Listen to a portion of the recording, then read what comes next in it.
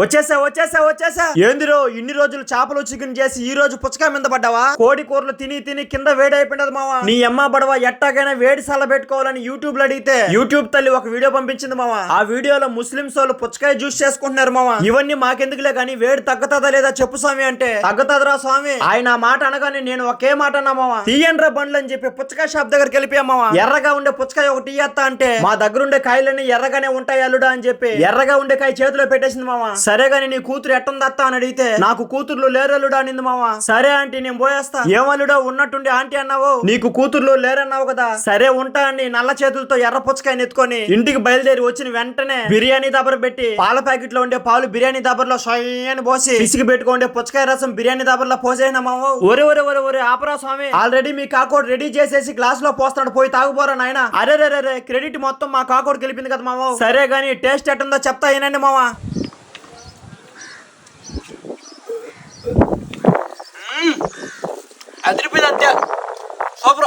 మా ఓడు ఆత్రంగా ఒకేసారి నోట్లో పోసుకున్నాడు మావా. నిదానంగా తాగరా నాయన, ఎక్కడికి పోదు. వదిలితే గ్లాస్ కూడా మింగేసేటట్టున్నాడు మావా. టేస్ట్ చెప్తాడు చూడండి.